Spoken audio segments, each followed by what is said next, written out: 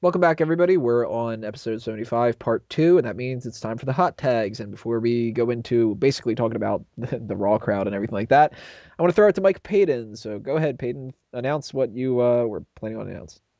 Well, as many people who listen through the entire show through the plugs may know, I come from a podcast of my own called the Keeping Kayfabe podcast, where wrestling is still real to us. Damn it! Why don't you As, refer to it as your show? I thought it was it's our our show. show. It is Ooh, our show. power I'm not used to play. Brandon being here. Okay. Guilty. Anyway, Keeping Kayfabe and Smark Out Moment will be teaming up to bring to you a Interpromotional Fantasy League. Basically, we have a group of people from each show who are going to be picking a team of 5 wrestlers to represent them over the next calendar year, starting at Extreme Rules, going all the way to WrestleMania 30 in New Orleans. Now, we have point system. I'll post those rules up on keepingkayfabe.com. Big thing I want to announce right now is that we will be doing a live draft show where we will be picking our team members. So if you want to get a listen to that, stay tuned to the social networks for Keeping Kayfabe. I'm sure Anthony will be posting on the Smark Out Moment one as well when we will officially be doing that. Right now I'm slating it for next Thursday, which I believe is the 18th. But I will give a solid answer on that. Be sure to stay tuned to keepingkayfabe.com especially. That's where we'll have it airing at. And just stay tuned for that. It's going to be a lot of fun over the next year, and it's going to be something that you'll be seeing pop up. And we're going to have lots of bitter arguments over that wasn't a fucking win. That was whatever. Oh, and one thing I should definitely point out, we in order to determine who got the first draft pick and all that, we decided to have our WrestleMania predictions written down on a post we had in the Smark Out Moment forum. And I have to give the shout out to Michael Burhan, who gained the most points and will be having the first draft pick. By You know, one the funny fucking thing point, about you it beat is- me. The funny thing about it is I actually picked CM Punk to win against Taker. Like that was going to happen. I don't know what the 1 point difference was between the two of us, but I hate it. I gave better sex. I think it's because you thought Lesnar was going to win, and that took a lot of points out of both you and me. I typed. Oh, no, you did pick Triple H. Yeah, Well, I don't know I was where gonna you say. lost it then. I think it's because you didn't believe in Fandango. It might have been No, that he because didn't. I think He because did I not did believe in I did go with Fandango. Jericho. I believed in Fandango, Tony. I know- believed in Fandango. You know who else believed in Fandango? Everybody at Raw. Oh, yes. This Raw crowd. Now, I wanted to specifically make this like the main hot. Well, it's basically the only hot tag. Oh, and we're gonna talk about Ziggler cashing in, but But that all has to do with the crowd anyway. So. right, yeah, this was,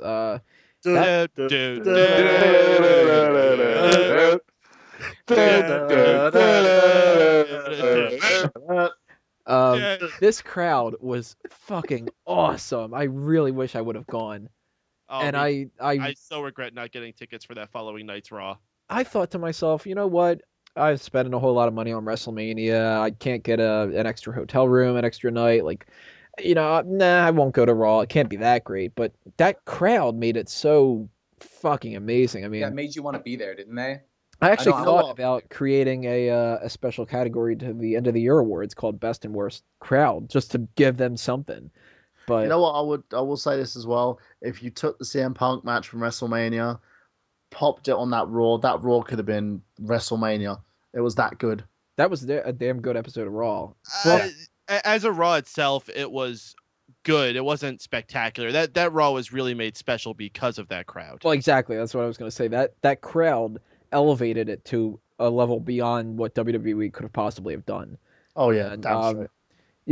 that comes down to some of the fan And chants it's that they crowds had. like that are missing today that makes the product feel so empty. I mean, Right. people complain about dead crowds all the time. I would love That to place see what their didn't. That reactions place were. didn't settle down the entire night. I'd love to see Michael their fucking Cole, refreshing. Michael Cole, Michael Cole, taking the piss out of that Orton Sheamus Oh, match was fucking awesome. And then the thank you, Big Show. Yeah, I think that was my favorite one. The fact that they were thanking the Big Show. One for, more chair. Right. One Yeah, more one more chair. And the Randy Savage ones, and then they cut to Randy Orton, and he's like looking all confused, like, are they chanting me? Wait, what? Savage? Wait, they're going with the other Randy? Okay. And HBK, Yeah. RVD, EC Cotton Ducks, candy. EC Ducks. Cotton candy. Yeah, the guy. My favorite out of all the normal chants though was "We are awesome." Yes. When they That's just during acknowledged the the match too. Chad Patton. Awesome.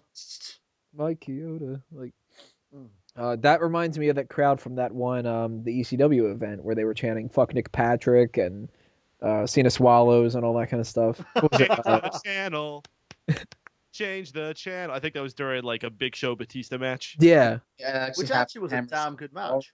Yeah, and it was like everybody, introducing first the Big Show, boo, and his opponent weighing in at blah blah blah blah blah, Batista, boo. That crowd was fucking awesome. But the highlight, of course, singing the Fandango theme. Not just singing, but dancing to it as They were well. doing the whole double arm dance shtick. What was the I'm other doing it now. dancing to? They were dancing to somebody else too at one point. It wasn't as big, but They were all singing Mark Henry's theme song as he came out too. that one, yeah, that's what it was. Mm. Which that's awesome. I love singing that. But I will have to say, they didn't actually sing Fandango's song. Wait, They chanted it. They did a good old British football chant. Yes. It was awesome. but, They also brought back the wave for the first time in forever. Yeah. Oh my gosh, a wave! and the camera knew well enough to just be like, I have to pan up and show this. Like, I can't just sit there and focus on the match and be like, we're gonna. And apparently Orton was livid after that. I couldn't imagine why. Probably the thank you Big Show chants. Orton gets pissed at everything. Of course he does. That's where Ryback gets his whole stupid thing from. He's It's from Orton actually getting angry. Orton's probably in the back going, stupid, stupid. One of the other highlights was Dolph Ziggler cashed in. He threw away the money in the bank to become the new world heavyweight champion by beating That Alberto was Del Rio. so good. Made even better crowd for the fact that the nearly- crowd went fucking crazy for it. Which Ballistic. Yeah, at it was- WrestleMania, by the way, we'll talk about this, of course, when the WrestleMania stuff in part 3 and onward is mentioned. But quick little thing about that: Ziggler was one of the most over people at WrestleMania, as far as what my section of the crowd was doing the whole time. It was just, we want Ziggler. Even during the Rock and Cena match, we want Ziggler. So people have been waiting for a long time, myself included, for Ziggler to become the world heavyweight champion, and hopefully this time he doesn't just drop it in a fucking week or something like that. You know, I doubt what it'll made happen. it- So What made it so good, though, is the fact that Alberto Del Rio did not just lay down and take the pin. It was an awesome encounter between the two. It was brief, but awesome. And the fact that they sold Del Rio's injury as well, to the point where Ziggler capitalized on it and got the win, it made it so much special in combination with the crowd as well. It was longer, but it was similar to Edge's first cash in on John Cena at New Year's Revolution, although John was way more banged up after competing in the Chamber match. And it was like Miz's cash in on Orton. He didn't completely beat him right away a few years ago either. They made you question if he was going to successfully cash in or not, and that kept the crowd teetering. I would disagree on that one, because I think with Ziggler's one, it was sort of a very nice little back and forth to the point where we didn't think, as soon as Del Rio hit the submission, we thought it was over. I didn't necessarily. I didn't. I thought that he was going to get out of it in some kind of way. Maybe like Big E does something, or... No, I love the sort of, as each grabbing the ankle and just shoving it, sort of like... That was great. And he had to do it like a number of times too. He didn't just twist it once. He had to like yank at it, pushing it a little bit harder each time to get it out. Right, start hitting it with his fist as much as possible, and that is how the Money in the Bank should be used. I mean, not necessarily every single time, but I hate it if they do something like if they were to do like the guy comes in and actually does lose after the person's beat to hell. Like, it makes so much more sense when they cash in on somebody who's injured and everything like that. And Ziggler, perfect person to do it. I mean, everybody wants him as world champion. And, hits him with a zigzag, and crowd almost blows the roof off the ISOD Center. Right. Yeah, he deserves it so much. That's the thing. I bet, had that been on any other Raw, that moment probably wouldn't have been as special for him either. I mean, being in that crowd must have been some sort of adrenaline rush, especially for that kind of a world title victory. Right. It must have been a last-minute decision on that one as well, because you could think they probably looked at that and thought, now's the perfect time to do it. I don't know. I think they probably planned that. I think that's why we didn't see them win the tag team titles. No, I'm glad they didn't as well, because that added another point for me. Maybe that's the point, because I thought that they were. And it added a point for me. I didn't see Team Hell No losing the tag titles either there, Burhan. But we'll get to that. Yeah. Any last thoughts about the Raw crowd and all the other hot tags, guys?